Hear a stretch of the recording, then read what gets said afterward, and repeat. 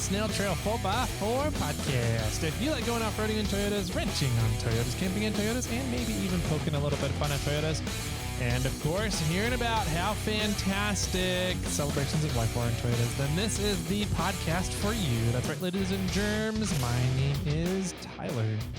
And joining me for another episode of the SnailTrail4x4 podcast is Jimmy. Woo! Hey, good job. You got the cue that time. Thank you. I'm learning. Learning. Yes. Your chin's looking great today, by the way. Thank you. Yeah, anytime. Man. Yeah. I haven't shaved in a while. You haven't? No. I have. It's been about 2 weeks since I shaved. Really? I'd look like this in 2 weeks. Oh, man. How's it going? Good. Life's going okay. A bit crazy. I'm trying to do 101 things and time for like 50 of them. So nice. Yep. But it's going okay. That's all good. You're surviving so far. You haven't killed anybody yet, so that's good. Not that anybody's caught. That's true. Not that not anyone knows about. Oh, that's funny. Yeah. It's we're quickly like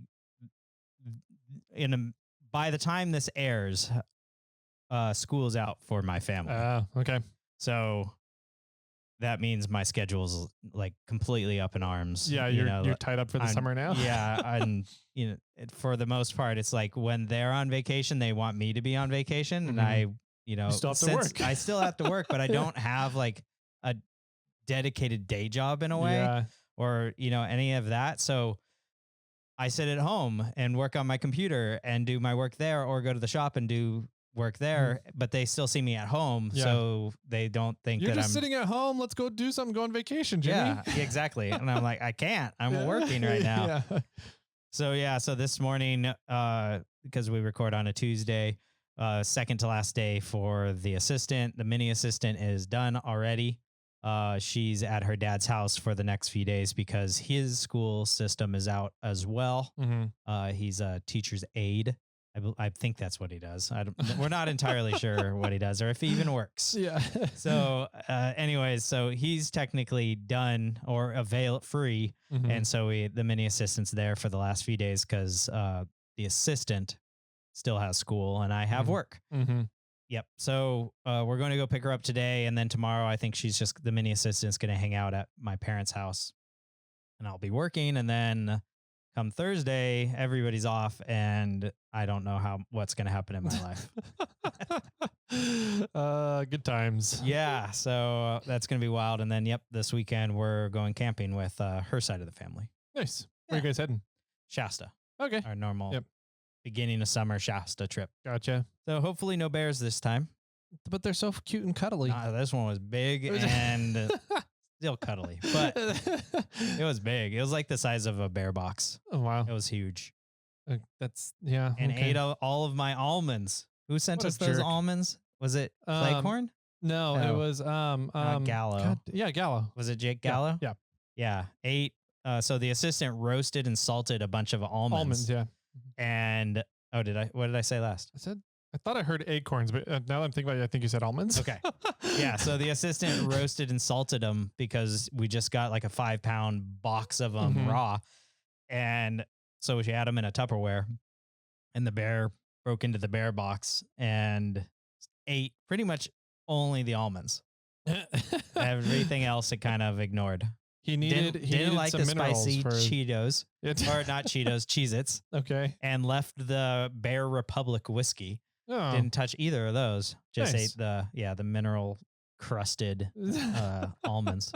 Nice. Hopefully you guys get to see him again. Yeah, maybe. Good old Baloo. I think we have the same campgrounds or spots. Okay. We're definitely at the same campground. I don't know if we have the same spots. But now we know that bear box is broken. Yeah. So we just won't use it. Yeah. So if a bear comes up and looks, it'll be like, empty. Move on. Or bring something with you to Jimmy rig it. Yeah. Yep. An air horn thing. Right as it opens. I have a great perimeter 20 gauge shotgun blank shooter. Yeah, that'd be fun. Perimeter triple. I saw that video that you posted. Yeah. So my life here in the next months or so is going to kind of be crazy. So I don't know. Whenever they are home, it's just Like well, obviously I don't get the free time that I need to work. Yeah. Right. And I was like, how do I put this politely? Yeah. I'm like, they don't listen. Who cares? Yeah. Yeah. So they're around, you know, and I have to shut the door and isolate myself so I can do my own work. Yeah. You can do your work in the bathroom. Yeah. I might just tell them you got to go take a shit and be in there for like 3 hours working. Yeah. Yeah. What are you doing in there? I haven't heard of flesh. Yeah. Maybe I'll just figure out, I'll make more of an office at the shop. So I'm like literally out of the house. Yeah. Maybe. We'll see. You know, if you can get access to that back room, you can turn that to an office. Sore subject. I've been thinking about how to do that. Like I've literally been trying to figure out, like, should I just buy them a shipping container and put it behind the shop? Yeah. And so that they can move whatever they want into the shipping container. Yeah. And then have it be there. And it's bigger than that room. And then that way I could use that room. So I don't know. I don't have an answer. I also want more storage at my house. So maybe I'll build a bigger shed and just say all this shit that's in this room, we'll just put into the new shed at our house. And then I can use this room. There you go. Yeah. I like it. Yeah. That might work. That's funny. So we are, what is today? Today's Thursday. Yep. Which means we get to tell you guys what we were up to this weekend. Yep. Update you on that. I have a really, I think, a fun thing that you'll enjoy. Okay. And then I have a fun thing you'll enjoy. Ooh, look at us sharing fun things. But we are in June now. We are. So that means we're in Tool Month. Tool Month. And, we forgot to do the giveaway for the Air Hub. Well, we'll do that on Monday's episode. So stay tuned. We'll have some big announcements for Monday episode. Let's see. So Tool Month is the month of June, which means there's a lot of contests going on. There's one going on right now on social media. Right now. Did you ever figure out the comment view thing, or did it update? It's fixing itself, I think. Okay. Yeah, it was really weird as soon as I posted the picture, it said there was like 17 comments on it, and then we would click on it and we could only see one. Yeah. It was very bizarre, but we're up. I think we're over 100 already. Nice. Let's see. I'll pull it up as we're talking right now, and it says we're at 134 comments, and it's roughly been 24 hours. Wow. Yeah, nice. So that's pretty good. If we can keep that ball rolling, that'll be nice. I went back and I looked at last year's, and I think we only got to like 350 comments on the first post. Wow. So we're pretty much almost halfway there. 24 hours from what we did last year. Yeah. So I don't know if people are more interested in this, or if the Walter Surface Technologies is just a cool company and people want to support it that way as well. Yeah. Or I'm really going back and saying like people are more interested in this product. I think so too. That RailMate's sweet. It is. It's I really want one. Freaking rad.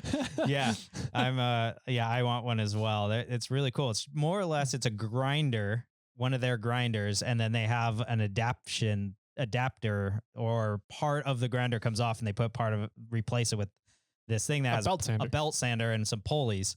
Exactly, and so it uses a sanding belt, and then you can press it against round objects, and it will sand the contour instead of doing some of what I was doing yesterday, which I'll talk about maybe a little later. I don't have one of these, so I was using something flat to try to sand something round, and it wasn't working as well. Yep. Yeah, I agree, and I could have really used that RailMate building the axles. Yeah. So I had to be really, really careful with a flat flapper disc, finishing up and trying to get down on the axles. So to get the knuckles on. Yep.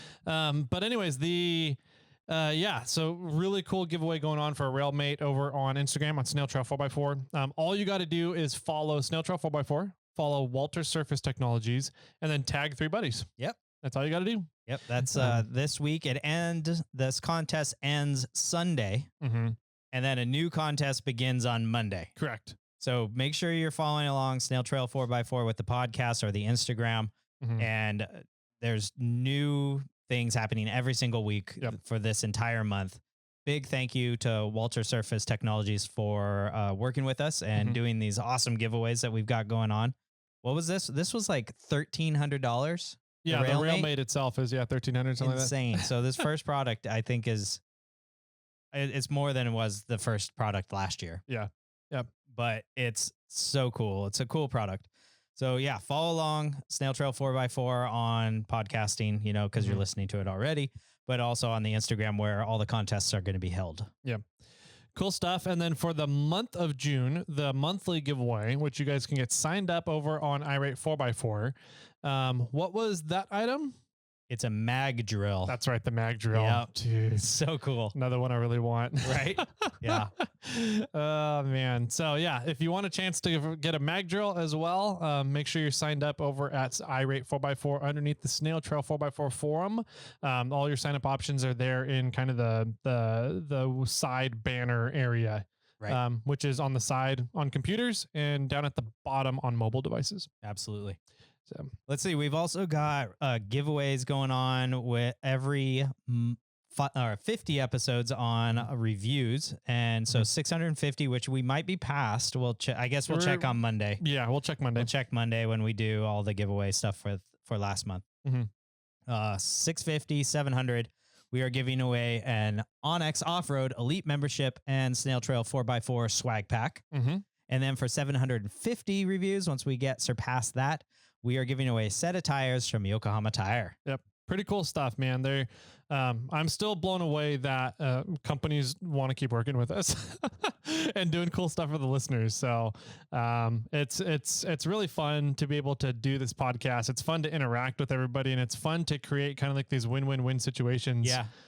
Bringing these cool companies that make some really cool products to the listeners and vice versa. Right. So, absolutely. It's pretty rad. So you have to, once you're entered for the reviews, you're entered. So if it's not like when 650 rolls around and then we do those reviews, we're not taking, 651 to 700 for the next one. No, you're entered for every one going forward. Yep. 650, 700, and 750. So get in there, leave a review, get a chance to win an Onyx Off-Road Elite membership and the set of tires. Sweet. Yep. I like it a lot. What else is there? Any other cool, fun stuff? Probably. I don't know. We do too much. We do a lot. We got a lot going. All right. Let's hop on over and talk about what we've been up to then. Sounds great. Because we had a pretty full weekend. We did. Let's see. So this weekend, the major event was the Marlin Chakowski's Celebration of Life. Yep. Down in Clovis, California. We've been talking about that for a few weeks now. And it was at the Clovis Rodeo Grounds. Yep. So it was a really cool event.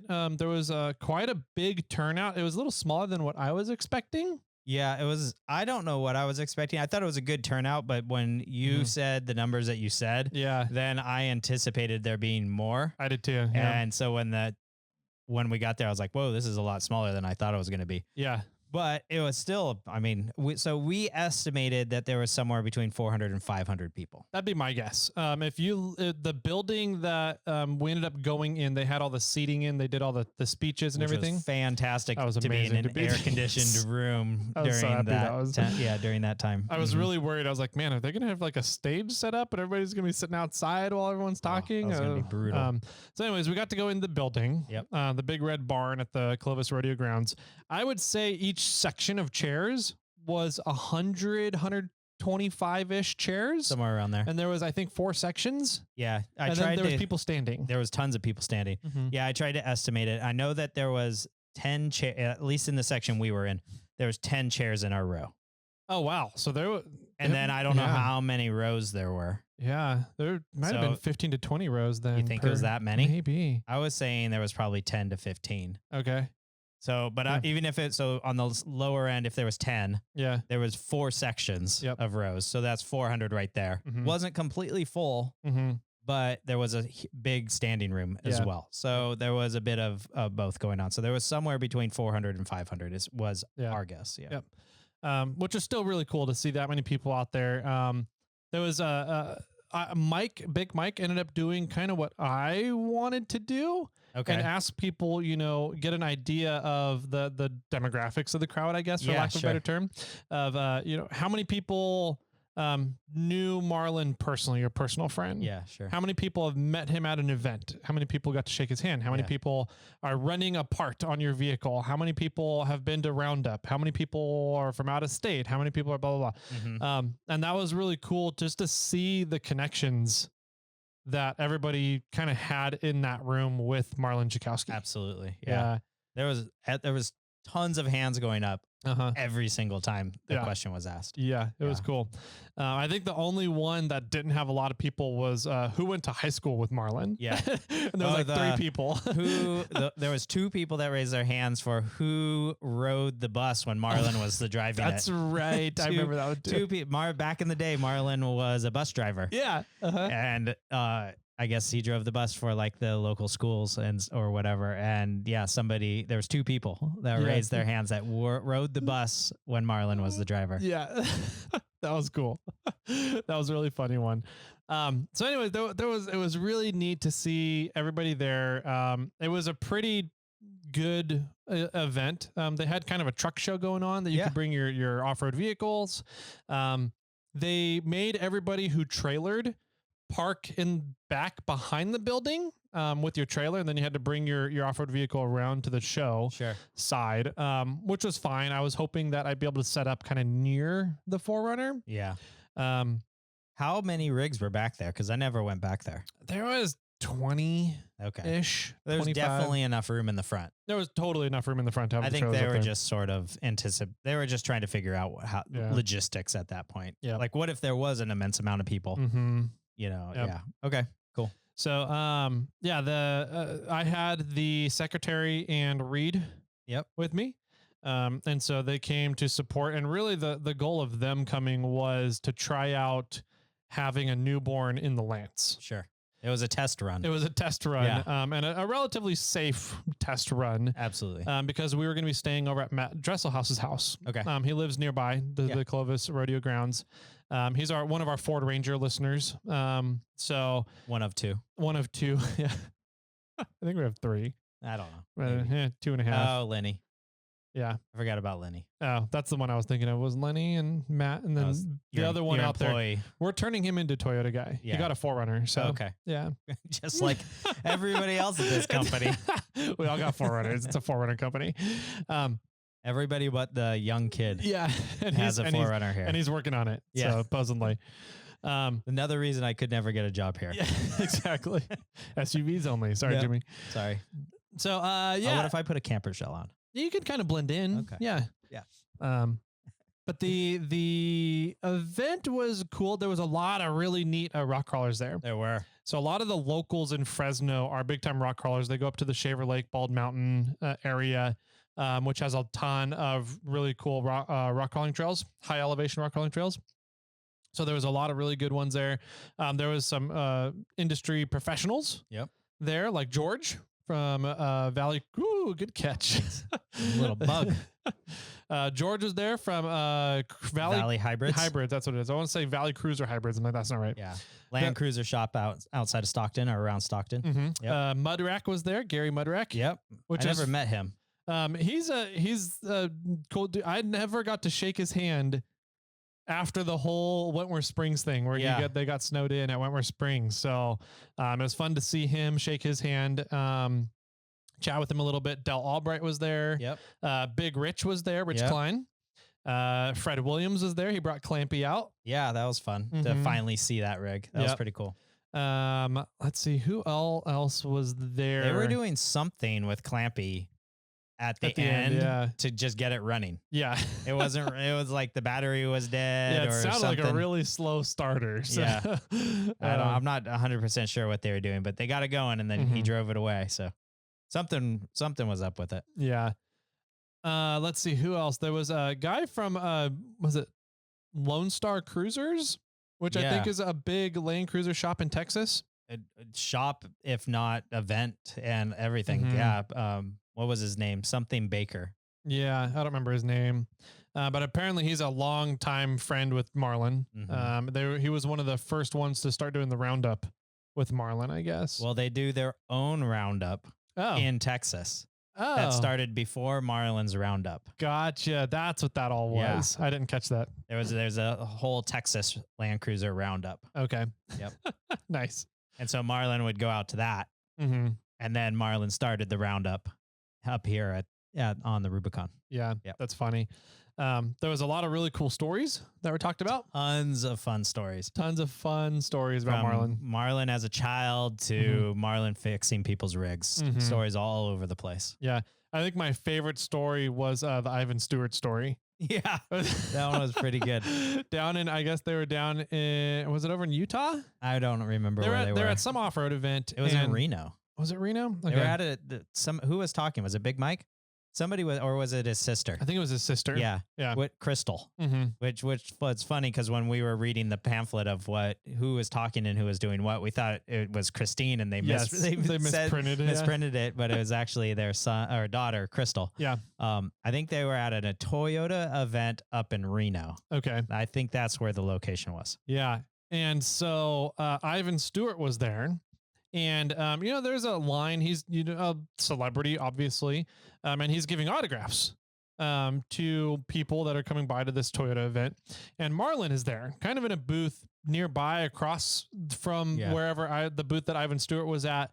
And he wasn't really there as a celebrity or anything. He was just there for Marlin Crawler and just hanging out, I think. Just attending the event. And people started coming up to Marlin for autographs. And it got to the point where some people were coming up and like his pen disappeared and he didn't have a pen to do autographs anymore. And this lady went up to Ivan Stewart, didn't know who he was or anything, asked him to borrow his pen. And he was like, yeah, sure. Okay. And he was thinking he was going to get an autograph or give an autograph. She goes, no, I just need your pen. And then she took the pen and went straight over to Marlin. And so that Marlin could sign autographs. So that Marlin could sign autographs. And so Ivan Stewart's just like, who the hell is this guy? So Ivan Stewart had to go back over to Marlin and ask for his pen back. Yeah, ask for his pen back. And then that's also awesome. Who are you? What are you doing? What do you do here? So that was funny. I think that was an awesome story. That was a fun story. Mm-hmm. There was some people there from Marlin's childhood. Mm-hmm.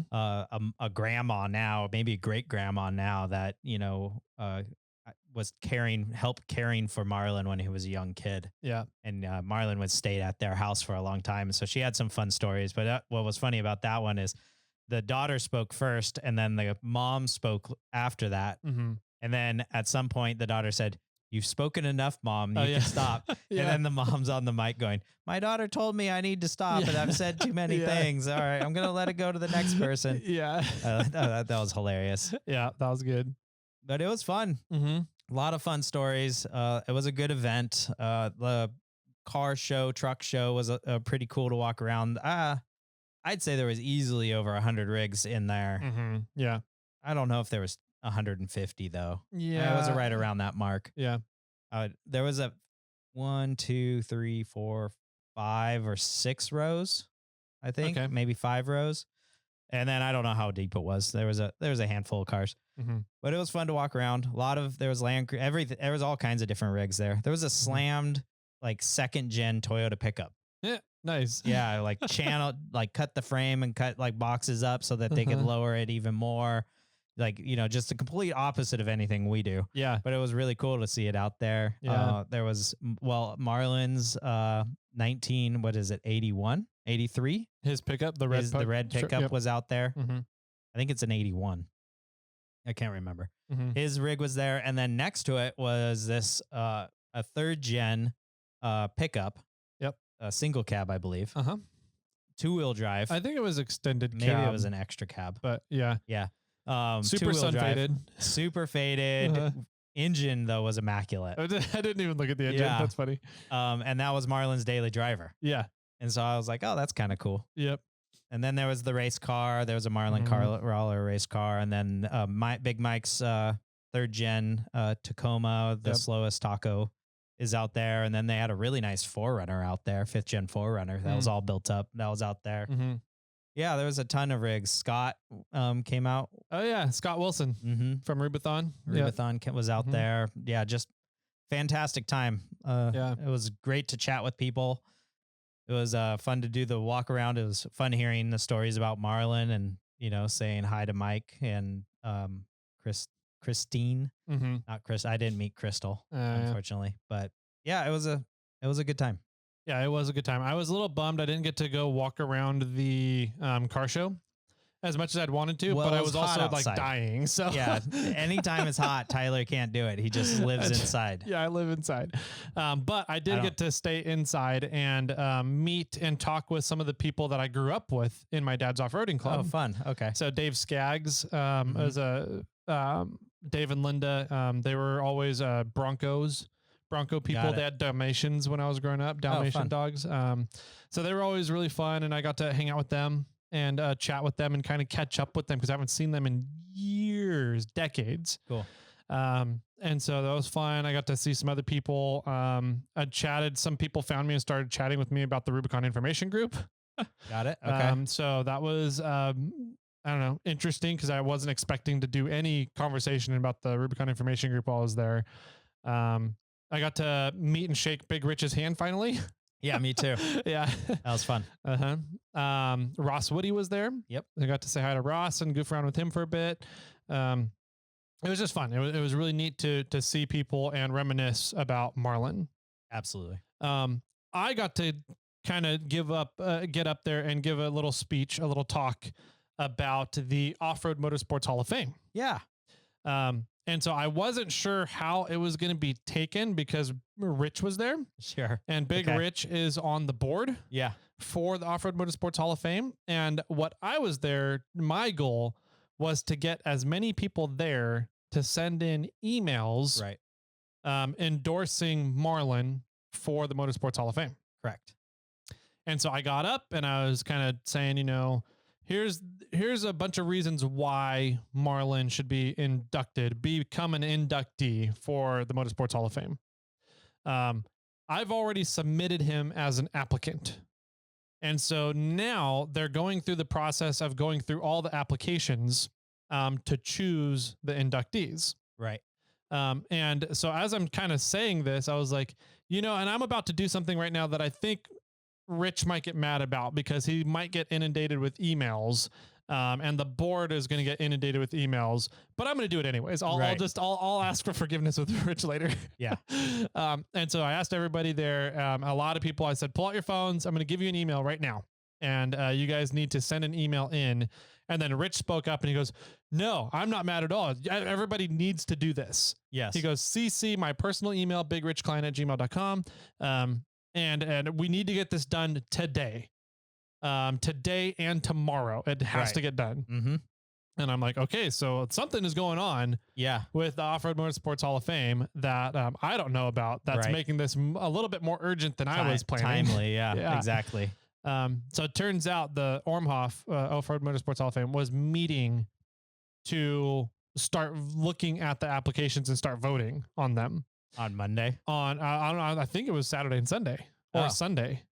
I think it was Sunday. I wonder why Rich wouldn't be there then. I think he went because Dell and Stacy Albright was there, and they said that they were going to an Ormhoff meeting on Sunday. Oh, interesting. Yeah. Okay. So I'm wondering if voting was happening on Sunday. Maybe. So Rich couldn't say anything about it with the process or anything. I was like, that's fine, I get it. But he was very adamant. He was for it, which was very cool. for it. Yeah. Yeah, absolutely. So I submitted mine because I wrote a letter. I did it midnight on Saturday night. Okay. So I think, I don't know, hopefully yours made it in time. It's just a matter of if they checked it, I guess. I got more or less the same response. Mine was more lengthy than a lot of the other responses that were coming out. Yes. Because maybe I was more at the start. I'm not sure. But yeah, more or less they responded with submitting an application for somebody to be considered to be eligible into the Motorsports Hall of Fame happened back in March. So if you want to submit next year, if you want to submit Marlin, that's when you do it. Yeah. Which wasn't what you were trying to do. No, you weren't trying to submit an application. No. And so my goal was, they tell you when you're submitting the application, filling out all the paperwork, they said, public comments or having people write in will not be taken into consideration. Sure. Okay. And I'm like, Sure. yeah, you say that, but if a community comes together and inundates you with emails about an applicant, Yeah. that's going to have some impact on you Right. and your voting choice. Sure. So I'm like, I don't really care what they say. Let's rally the community. Yeah. and what better inundate them. spot Yeah. to do it? Absolutely. And- So what happened there? What became of that? I think I pissed off the arm off. So your email that your reply that you got was a little nicer written. Once they started getting into like the emails where I was seeing replies from them, because people were messaging me a lot saying, hey, just FYI, they're saying that this doesn't help and that we can't submit any more applications. I was like, don't worry about it. Yeah. I was like, I knew that they were going to reply with something along the lines of, this doesn't help, stop doing this. Yes. But we're doing it anyways. So I said, thank you for writing in. I'm aware of what they're saying. Thank you. And left it at that. Apparently they got so bad that Ormhoff reached out to an inductee or vice versa. An inductee reached out to Ormhoff and said, are you guys okay with this kind of thing? And Ormhoff said no. And they found out that I put a call to action out on social media about it. And I was requested to take all that down and to stop the emails. Nice. So I consider my job complete. Yeah, I think so. We did what we could. And then I also reached out to Big Rich and I was like, hey, I don't, if this really is not having an impact and it's getting to the point where like Ormhoff is going to create a negative impact on Marlin's application because of all the emails coming in. Fuck Ormhoff. I didn't tell him that, but I was like, I was like, if you are literally getting inundated with the community, and you're going to say, we don't like that so much that we're going to ban him from getting entered. Yeah. We're not going to vote on him just because we're getting annoyed by the emails. Then you're in the wrong. You're not doing this business right, in my opinion. No, absolutely not. I mean, the off-road rock crawling, rock crawling is such a small portion of the off-road Hall of Fame. Motorsports Hall of Fame. Because, I mean, where's all the big bucks? Probably Baja. The Mint 400, or maybe motorcycles. Yeah, there's a ton of money in not rally sport. What am I thinking of? Motocross, right? Ton of money in motocross. There's a ton of money in Baja. Yes. Go fast desert racing stuff. There's so they're looking at, the Robbie Gordons, the Ken Blocks, those names, and those are kind of the people that work in those industries or those markets, I guess. Yep. Rock crawling is such a small, insignificant part of motorsports. Absolutely. But it was really invented by Marlin. Yeah, kind of. I don't want to say the only reason, but the main reason why rock crawling exists is because of what Marlin did to create lower gears and low end torque in vehicles. Yeah. I think that Marlin had a massive impact on this industry for sure. And I think that we've made our voice heard. The thing is, I don't know if they have a limited amount of people that they're allowed to bring in every year into the to be inducted into the Ormhoff, but I don't know who up there besides Big Rich or maybe Dell has ever heard of Marlin. Yeah, right. And it sounds like they've heard of Marlin. I don't think that they understand just how big of an impact he's had, though, in creating this market within the industry. Right. So I don't know. And the way I put it, so the way that the application works is you have to submit the application based on one of 3 to 4 merits. And so they choose inductees based on these categories, right? Okay. And so you can only win in the category you're submitted for. Sure. And the categories are innovation, celebrity, philanthropy, and media. Got it. And so I'm like, well, Marlin could be submitted for any of those, in my opinion, except for maybe media. Yeah, media would be lower, but all the other ones for sure. Yeah, and I'm like, I would say innovation. Yeah, innovation for sure, and which is what I submitted him under, was innovation. But I'm like, philanthropy. He donated over the course of his life. He's donated, I think, over $250,000 back to the Rubicon Trail. Well, didn't he? There was other places. There was a flyer or a plaque on the back wall with all the stuff. Mm-hmm. Some like thank you from the White House.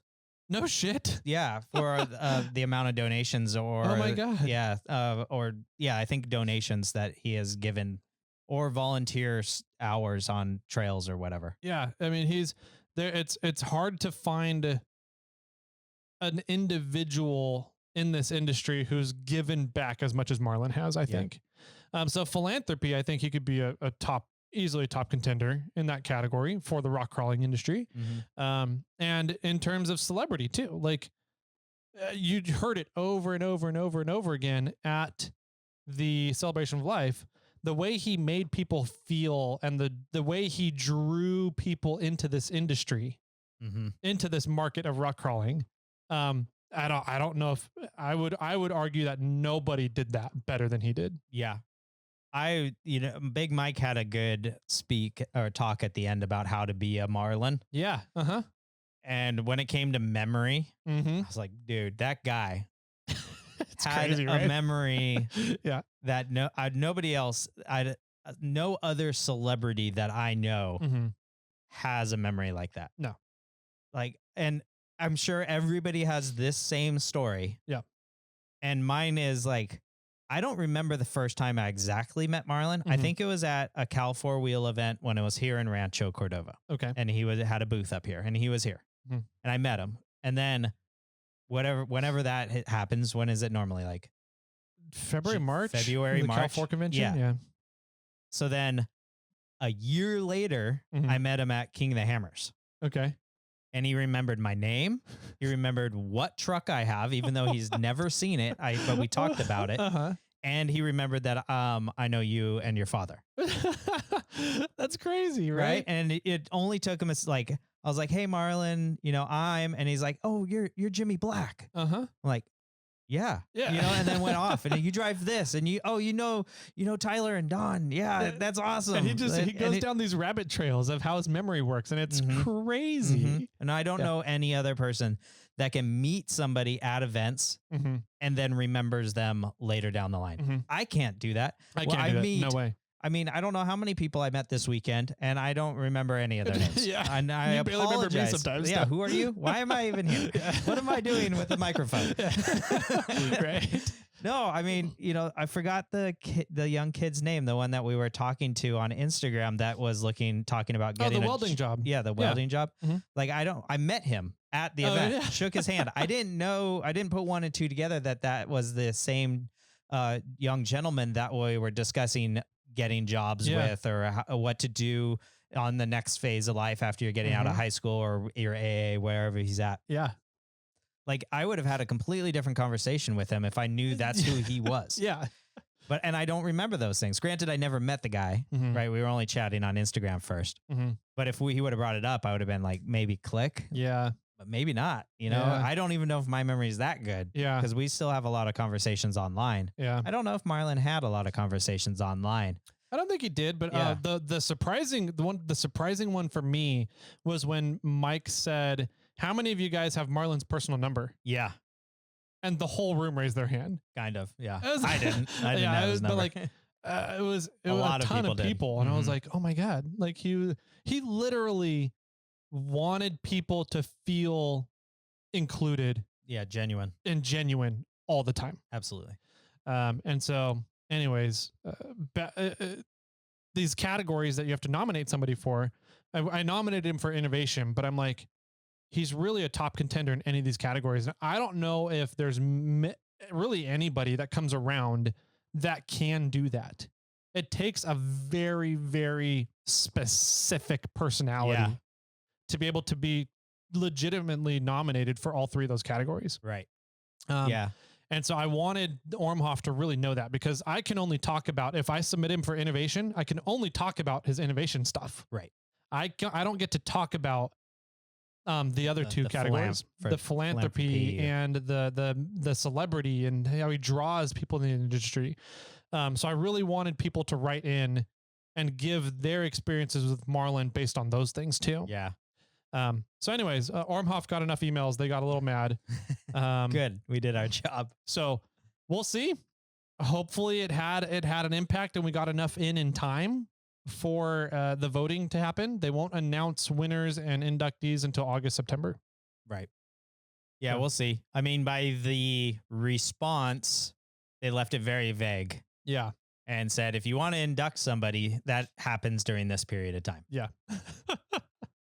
Yeah. And so it kind of, when I first read it, I got discouraged. Like, oh, he didn't make it. Yeah. Like, oh, they already voted and he's not. And that's the reply that I think a lot of people were getting. And that wasn't the correct reply, I guess. Yeah, it was. Yeah. I think that they could have replied differently and not set a bad taste in people's mouth. Yeah. I think if they would have said, thank you for your comments, but we don't accept comments. Yeah, we don't accept public comments comments on our voting. Thank you for your time. Yeah. Then that would have been a lot easier or smoother than, hey, if you want to nominate somebody, that happens in March. Yeah. Good luck next time. Good luck next time. Yeah. Thanks. Yeah, exactly. So anyways, everybody who did write in emails, thank you. And hopefully that clears up the air of based on Ormhoff's reply to you. Right. Because it wasn't quite clear what their reply was. Yeah. and the situation that we were going for. So, I think it was just a candid sort of more or less response about this isn't the time to do what you're doing. Yeah. From a lot of the replies, like on Sunday afternoon into Monday, that people were sending me from Ormhoff, it was the exact same reply. So it was copy and pasted, which tells me they got enough emails that they were just... They were getting tired of actually giving an answer. Yes. Yeah, because I got mine fairly early, I think, on Sunday, because I submitted it on Saturday night. Yeah. And mine was much wordier than what people are sending me in their responses. Yeah. Yeah, it was, I think it was needed though, but oh well. Yep. If they got mad, shame on them. I agree. Yeah. It's like, you should not be getting mad about people writing into an endorsed applicant. Yeah, absolutely. If that's what if you're there to be the Hall of Fame, that's kind of the point. Yeah. I don't think they want people. I think their intention is they don't want people trying to sway the vote. I agree. But I mean, I don't know. I think, and my argument is in the small subset of rock crawling in the giant ocean of off-road. Yeah. We have to sway the vote to get somebody that is super important in our industry noticed in the ocean. I agree. That's a big point. Yeah. So, yeah, I don't know. Anyways, so moving on, the event closed down. It was a lot of fun. We were like one of the last, my side of the family was like one of the last 20 or 30 rigs. I was the last person to leave the event. Yeah. What happened with that? So the event said, close the gates at 6. Yes. Everybody stopping the event at 5. Everybody needs to be out by 6. Yep. So, we after the event was over at 5, we went to the back and I transferred all my tires over to my dad's truck and we figured out how to Jenga them into the bed of his truck. I was kind of curious about that too. It worked. I didn't think it was going to work and it worked. Did he get 4 or 5? 5. Oh wow. Yeah, 5 40-inch tires in the bed of his little Tacoma. Dang. First gen Tacoma. So anyways, we were back there messing with just that. ratchet strapped them to the other tires that are on the rig and go around and then like through the wheel. Yeah. And just do that in a few spots. Funny. So they would have been dualies. Dually front and rear. Front and rear. Home. Yeah. So we did that. And then the kiddo was kind of in the middle of eating and the secretary was in the middle of pumping. So I stuck around. I was like, I have until 6 to get out of here. My dad went to leave and promptly found at like 5:30. He went to leave, promptly found out that he couldn't leave. Oh no. Apparently they shut the gates at 5:30. So remember how I said they had all the trailers parked in the back lot? Yeah. Apparently they didn't check the back lot before they left. They just saw that the front lot was empty. And the building was empty and locked up. Was empty and locked. So they left and locked the gate. Right. At 5:30. Wow. So we got to sit there and wait for somebody to come back and open the gate, and we were out of there right about 6. Okay. So how many people were still back there? There was 3 vehicles left. Okay. Wow. Yeah. So there was your father, and you, then 2, and then another trailer to rig. Yep. Okay. Yeah. So that was funny. We were like, well, I guess we're stuck here for a little bit. Yep. Until somebody comes back to open the gate for us. But somebody came back and we reached out to Mike, and Mike was like, I'm so sorry. Yeah, I'll send somebody back right now. So Jacob Krogan came back, who was one of the guys we were chatting with at the end of there before I went into the back lot. Cool. But yeah, I was the last person to leave the lot. Too funny. Yeah. Yeah. Cruise home was good for us. Good. We didn't do anything out of the ordinary. We stopped in Modesto and had dinner at a place that Jose with the FJ80 suggested, because I posted up on social like, hey, we're looking for a place to eat between Modesto and Sacramento. Anybody have some suggestions? And Jose gave us a good one. It was called Protein House. Yeah. Which I was like, good luck, assistant. Yeah. Let's see if we find you food. But they had like a bowl with tofu and veggies and rice. Okay. Which looked fantastic. And then I had some steak burrito and egg whites, and it was all like super healthy and natural foods. So it was pretty good. It was a good spot. Protein House in Modesto was pretty good. Nice. Yeah. And then from there we bombed the rest of the way home. No problems. There was a slowdown because somebody hit a deer. And the deer was in the number 2 lane of 2 lanes. And so so the number 2 lane was people were veering into the number 1 lane or driving into the shoulder around it. And we were pulling up into that area. And I'm like, man, if there's just like a bed in the middle of the road, we are going so slow. I'm just going to stop and hop out. Yeah. And we get up there and there was literally like a pile of meat. Nice. You could have added it to your protein. Yeah. And I was like, I'm not going to pull that off the road. Yeah. That's not something I'm going to do. So we continued on, and we're going to let the authorities deal with that one. Yeah. Yeah. Cruised home. No problem. Nice. I went from there. I went to Matt Dresselhaus's house. Yep. I got to hang out with him and see his family. Cool. I haven't seen the last time I saw his daughter was on a wheeling trip where Matt almost rolled on Mirror Lake. And she was 5 or 6 at the time. Dang. Okay. So it's been a while. And she's roughly what age 13, now? 13, I think 14, okay. Somewhere around there. So, yeah, she does not stop talking. She talks a lot. And she had so much freaking energy, and Matt and Tracy were just like, you need to start calming down. Like, it's late at night. You need to start looking at going to bed. Melatonin. Melatonin. Right.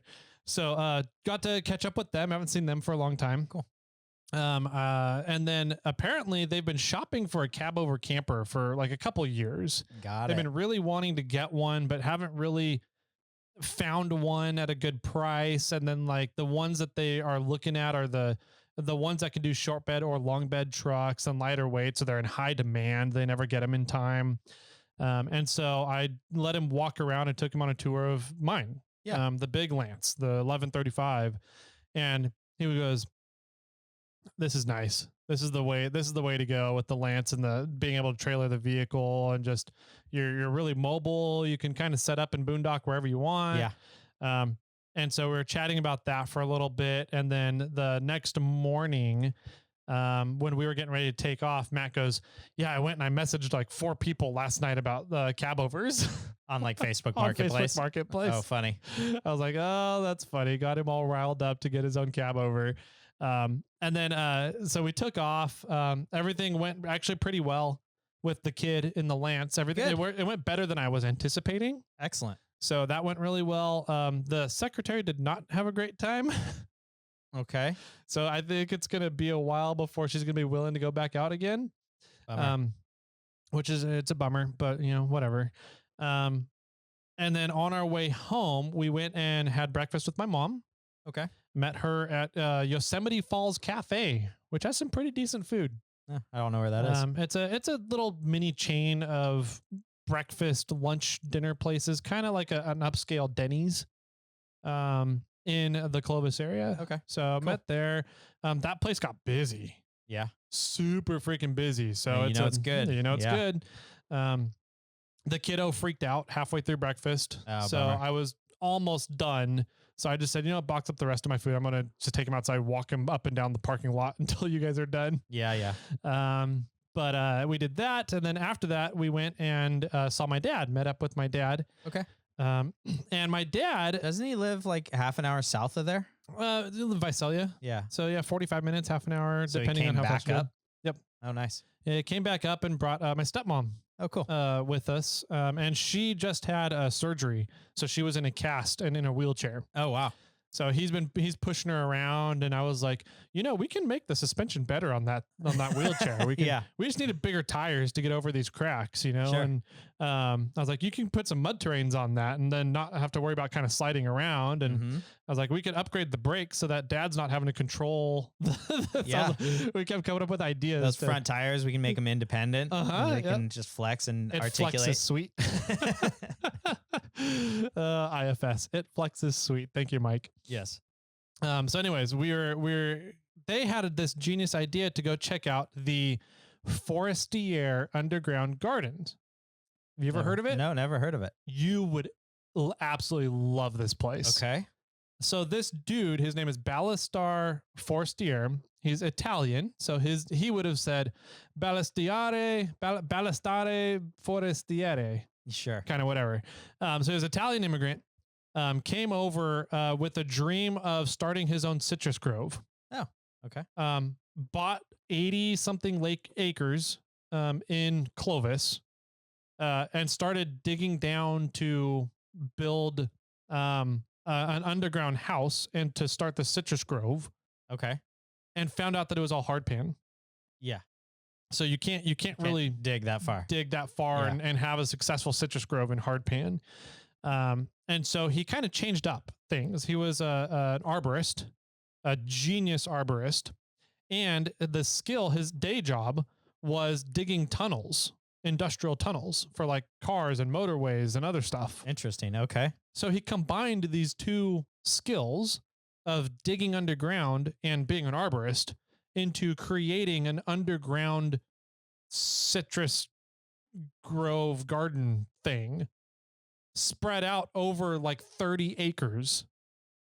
All right. Okay. It's how does the sun get there? He dug holes in the top. So what he would do is, as he was digging this underground home, he would have at some point come across fertile soil in the hardpan. Okay. And he would build a room around this fertile soil and put a citrus tree there, or a group of citrus trees there. Interesting. It is fascinating. And then he was really good at grafting as well.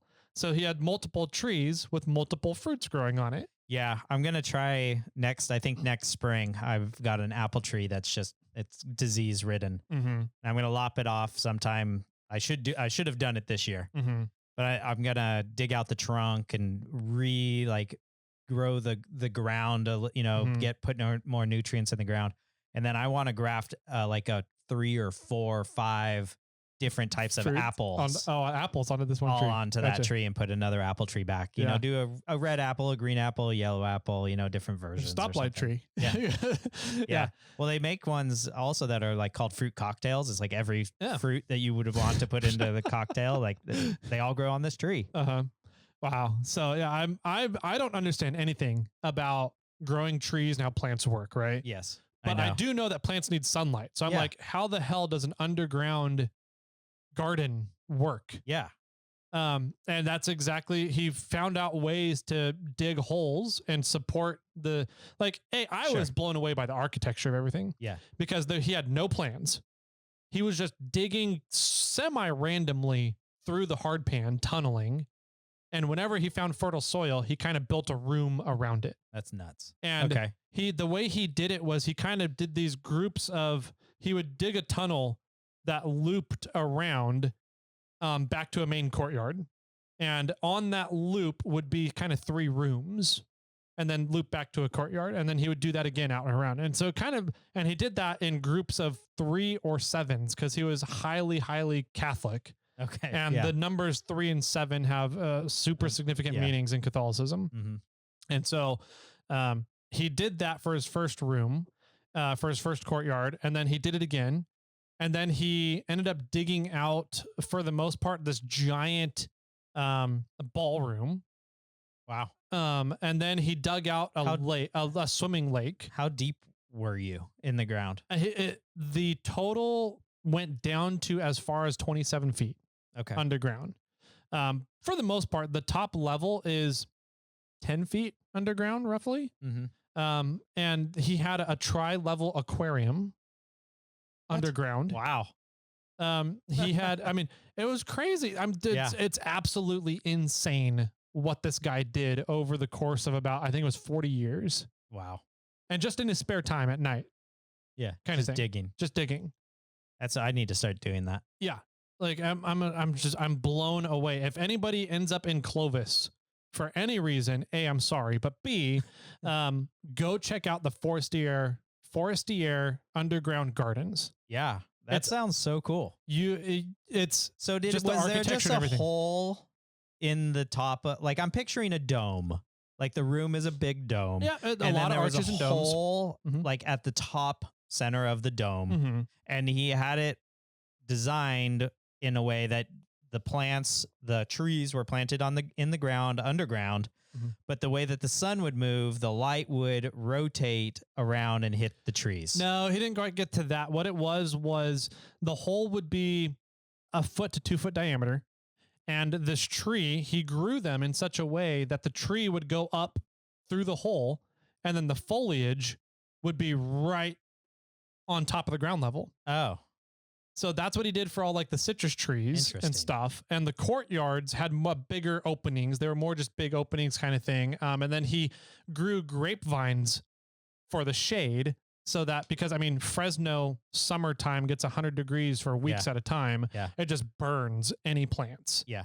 So he grew grapevines for shades for the citrus trees and all the other stuff. Right. And then he had some rooms that had herbs grown.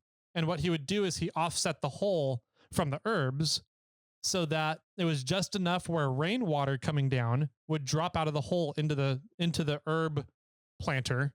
But the herbs would not get direct sunlight and burn the herbs up. Interesting. Yeah. And like I don't know, it was crazy. The architecture and the way he built everything, having no plans. And he just kind of he would come across a patch of fertile soil, and then he would kind of lay out an idea in his head on the ground in the dirt.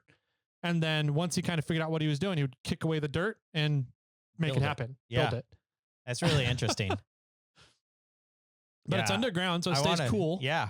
Stays cool year round. Yeah, I need to go check that place out. It would, for you and I think Verde. I think you and Verde, it would be worth a trip just to go check that out. Let's do it, Verde. Yeah. Let's road trip it.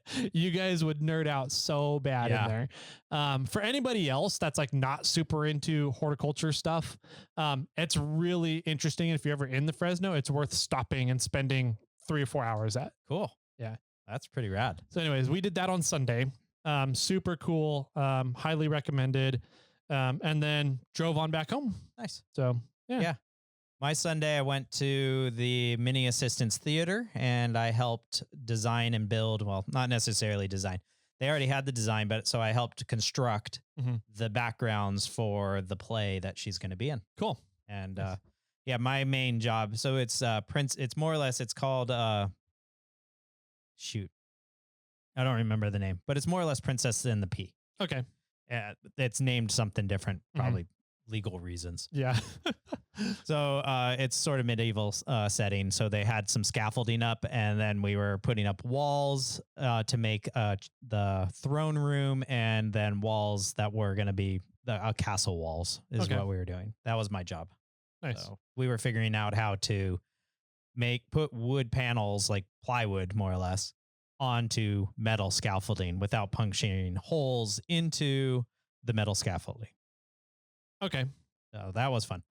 And then yesterday, Monday, Mhm. I spent a good chunk of time working on the welding table. Real quick, before you Okay. get into Monday, was there any, because I know with the thing that I loved about doing construction in theater Yeah. was you have to come up with creative ways to have multiple sets be on the same things, the same Yeah. structures, right? Yeah. So was there any of that going on? I wasn't necessarily involved in that sort of planning, Okay. but it sounds like the thing that I helped put up is going to be used for 2 or 3 plays. Oh, okay. So it's like we built this background and Uh-huh. they're just going to reuse it for a few plays. Okay. Gotcha. So there wasn't any like, we built a triangle so Yeah. that at one scene we could rotate it Uh-huh. and then you'll see one thing and then another scene they rotate and it looks like something else. Yeah. There's a whole nother scene painted on it. Yep. But all it was one thing that got turned. Yeah. We didn't do it, any of that, at least at the moment. We just built this background wall thing that is going to be used for a few different plays. Okay. Yeah. I did a one, I don't remember what the play, I think it was Noises Off, which is a hilarious adult comedy. If anybody gets to go check that out. But we had to make a set with, I think it was triangle rotating sets that also had backdrops that came down. Yeah. So I think we had 6 different sets we had to kind of set up for. Yeah. So that was a fun one. Right. But yeah, it was kind of fun to be there and help because I actually did theater there Mhm. when I was like 12 to 14, I think. Okay. And so I knew backstage and I understood, like I Mhm. remember it, right? And I Mhm. know how things were laid out. And man, when I got back there, I was like, it is so different than I remember. It's smaller. Uh-huh. There's probably different crap or more crap back there. Yeah. But from the end of the curtains to the exterior wall was way smaller than I remember it. And maybe because I was just a kid. Yeah. Things seem And there was bigger. like, 50 kids all back there and there was room to still play. Mm-hmm. But as an adult, I was like, man, this is tiny. Like there is no room back here. I don't know how you guys fit the kids back here. And like some of them have to do some wardrobe changes and whatnot. I guess they go downstairs. There's a whole downstairs below stage. Mm-hmm. But yeah, it was kind of funny to go back and sort of reminisce like almost 30 years later. Yeah. Like, oh, this is what it's like. Yeah. Yeah. So that was kind of funny. And I told the main guy, kind of not the director, but sort of like the stage layout person. And he knew that I had done theater there like many years. And I was like, this is so different than what I recall. It's so crazy. Nice. But that was fun. Yeah. And it was fun to help. Okay. Yeah. Yeah. It's fun. It's always fun to especially do something for your kid too, that they enjoy. Right. Mm-hmm. So I don't know what that's like yet, but that's what I'm looking forward to those. Yeah. So yeah, there's some level of satisfaction or reward knowing that you're giving back. Mm-hmm. Yeah. Because, by me going and doing labor, they don't have to either the employees don't have to work as long or they don't have to hire somebody to do it. Yeah. And I mean, all I did was run my impact drill almost all day. That's like, I had to use a miter saw and my impact drill. Yeah. And that was it. Nice. I brought a whole bag of tools. Uh-huh. I was like, I don't know what I'm getting myself into. I don't know what you guys have here. I brought tools that I thought we might need or want. And the only thing I used a hammer out of my bag and I used the 1/4-inch impact and a Phillips bit. That was it. Nice. Yeah. Cool. So what did you do Monday? I didn't do anything Monday. I was catching up from the weekend with work. So yeah. Monday actually I had a fairly relaxed day because Monday I didn't have a ton of. I got all caught up in orders by Friday, and I didn't have a ton of orders come in over the weekend. So I got all those done pretty early. And since there was no mini assistant around, I didn't have any, daddy duties or take her to school or any of that. So once the assistant left the house, I was like, I'm free. And so I went and got all the snail armor panels out and answered all my emails. And it was like 9, when I was done. And I was like, okay. So I started working on the welding table. Okay. I started really kind of designing it up, cutting, like laying out pieces, getting them ready to cut them. And one of the things I want to do to the welding table is I actually want to put some receiver hitch style things into the design so that I can put a receiver hitch or setup in and like put a a grinding wheel on there or a vise on it, and then I can remove it if needed. And so the way I had it designed up was pretty much there's 4 legs, and then there's like cross posts, and then I was just randomly going to put receiver hitches in there. Okay. Probably the one that you're thinking about was going to be for the smaller table, and we'll maybe talk about that at another point. Okay. Anyway, so I think your dad gave me a receiver hitch back in the day. And then I still had the frame from when I got the laser. Oh, just sitting outside in front of the main door where you walk in. There was all these metal chunks, and I'm like, man, I got to clean this up. So I spent a good chunk of my day taking apart the metal frame. I wanted to save some of the longer pieces. So I threw those in, cut those up, threw them into the shop. Then I spent almost the rest of the day cutting away the receiver tubing. Oh, yeah. To clean it up. So it's just the receiver. Clean it up. So it's just the receiver part. And then I kept the main long bar that was on there. And I got about halfway through this, and I'm like, this is so stupid. I'm totally pulling a Tyler right now. And I only thought about like what the day you made your dual battery box, and it took you all freaking day to do that. And you could have just gone out and got something for $50, $100, but you don't spend the time, because I spent 4 hours cutting up a foot-long piece of receiver tubing, which probably cost $20. Yeah, something like that.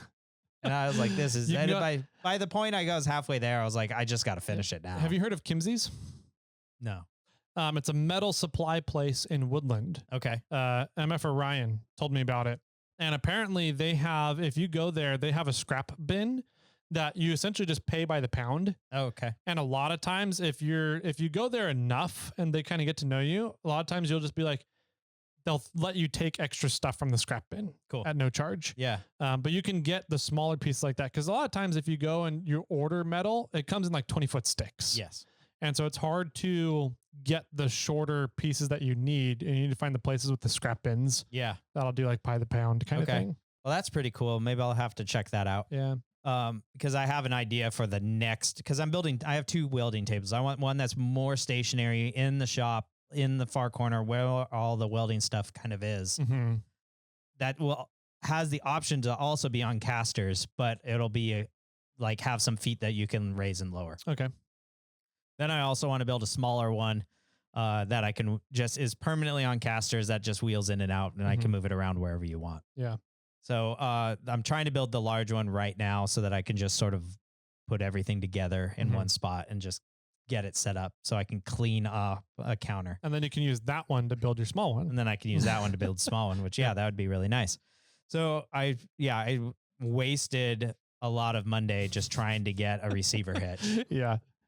When I should have just drove over to somewhere, Kinsey's or Harris and Gases, and just bought 3 feet of receiver tubing. 2-inch square tubing. 2-inch square receiver though, because normally if you buy 2-inch square ID, there's usually a seam in there, and the seam is bulged up. So you have to get the seamless style, or you say receiver. Okay. And then there's no seam. There's not the bulge. So then you could fit the 2-inch ID versions on the inside.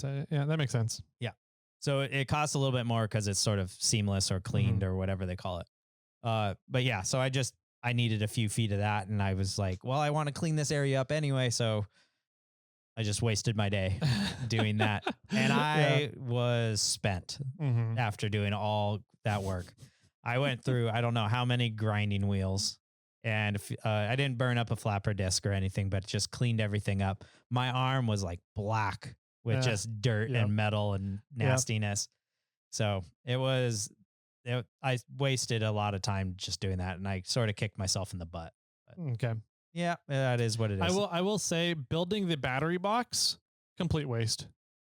Just go buy one from Rough Stuff. Yeah. Especially if you use common batteries like Optimas. The Rough Stuff has some really good battery boxes for any configuration. Right. So that was a complete waste. Building the hater hitch, that was just fun. Yeah. That was, I still stand behind doing that one. That one's funny. Yeah. And I think like I can't just go buy a welding table. Yeah. I mean, I'm sure I can, but I don't have the funds for that. Plus, I have this top plate that I scored from Hustle Nuts. That is, it's more or less 3 feet by 4 feet. It's somewhere around there. And it's 1 1/8 inch thick. When you got that, I was like, how do you A, wow. B, how are you going to lift that? I have not figured that out yet. I don't know how I'm going to I'm going to use the cherry picker. Yeah. That's the only thing I can think of. That thing weighs probably what, 600, 700 pounds, that plate? I don't know. 500 pounds? I don't know. 3 by 4, 1 1/8 thick. It's steel. so, yeah. I don't know how I'm going to even move it. Yeah. So, yeah, I'm going to need like 4 dudes and some straps, and I don't know. That sounds like a good weekend time, man. That's right. It. Yeah. 4 dudes and some straps. So, yeah. And then it's so heavy and it's so thick that I can't weld through it. So like I can't adhere it necessarily to the cart that I'm going to build. Yeah. So I'm considering drilling and tapping it and like setting it in there. Yeah, and 1 1/8 thick is thick enough to just tap and you just bolt right into it. And even if I, because I'm the way I have it planned, I have the legs that stick up, and I'll probably just weld a little piece like 1 by 1 or 1.5 by 1.5 angle iron on there. That's about 1 inch or so thick, or long, and just weld that at that height where the table's going to sit, and then just drill a hole in there that's 1/2 inch, 3/4 of an inch deep, and just tap it and bolt it down. Yeah, for the most part. Like it doesn't need to take a ton of stress. No, because that tabletop weighs so much, it's not going to move a lot. But if I'm seriously like hammering on it, it might wiggle. So I'm more concerned about the legs. Like that's what you gotta make sure the legs are solid, so that if it does, it can withstand any kind of side loading. Because if that 500 pounds starts moving at all, leverage will work quickly. Yeah, I'm second guessing the feet I bought. Like the feet I bought are definitely strong enough to hold all the weight if it doesn't move. Okay. Right. But I think if I put a vise on there and I, start using a what are they called? BFH. Yeah. And beating something at a weird angle that's causing the table to wiggle a little, I'm concerned that the whatever 3/8 Acme threaded bolts for the feet extensions that I have aren't going to be enough. Yeah. So I'm thinking about getting like some 1 inch ones. Yeah. Yeah. Just mainly the side loading. Like if it's just standing up, it would be totally fine. Yeah. But the side load. Yeah. That's my concern. Yeah. I think welding tables are fun. They're such a fun project because they're so customizable, and everybody has a different space. So you kind of need something a little different. Yeah. It's hard to find a welding table that's like a commercial product because everybody's need is different. Sure. So it's always fun to build your own and figure out what are all the uses I'm going to use it for, and build those functionalities into them. Yeah. Right now I just need storage. Yeah. Welding supplies and stuff storage. Yeah. So that's the main purpose of this. But eventually it's going to be like, I'll be digging through the thing on the bottom that's holding all of my clamps. And I'm like, this is stupid. I need to solve this clamp issue, and I'll figure out something, a little rack to hold all the clamps on or something. But yeah, I think right now it's just I need to build the tabletop needs to get done, and then like one shelf on it needs to get done, so I can just literally clean off another shelf so I can start working. Yep. Nice. I like it, man. Yeah. It's a fun project. Yeah. So it certainly is. Yeah. I'm having fun trying to design it. I built a little cardboard jig, trying to figure out how high the wheels would be to compare to how far down the leg should go, so that the foot can raise or lower and have enough space so that when I lift the foot up that I can wheel it appropriately, but it's not too long. So there's a lot of thread showing, little CAD design was a lot of fun. Nice. Yeah. Well, cool. Fun weekend. Yeah, definitely a great weekend. Yeah. Summertime is here. So we're getting I think today, actually, tomorrow, whatever it is, we're getting over 100 degrees here in Sacramento for a few days. Yeah. Tuesday, Wednesday, and Thursday. Yeah. So it's going to be hot. And so everybody stay cool. Go enjoy the higher elevation stuff. There's still quite a bit of snow up in the Sierras. So I know that the higher elevation trails, Strawberry, Barrett Lake, Doozy, those are all still closed. Yep. And we'll see how long it takes for them to get open. So anything else before we close out? No, I think that's it. If you have any questions or comments about this episode, feel free to reach out. You can find us on Instagram. Tyler's over at 4x4 Toyota Tyler. I'm at SnailTrail4x4. You can always email us, Jimmy or Tyler, at SnailTrail4x4.com. And you can phone in and be a part of our Friday episodes, Snail Mail, at area code 916-345-4744. Cool. And I guess with that, remind me for snail mail, I have a piece of listener feedback that he didn't call in. He told us here in the studio that I wanted to talk about. All right. Sounds great. So we'll get that on this Friday's episode. Tomorrow, we'll talk to you guys again. So I guess, Jimmy, any final words for everybody today? Go get your fire permits. Ooh, and with that, my friends, keep crawling.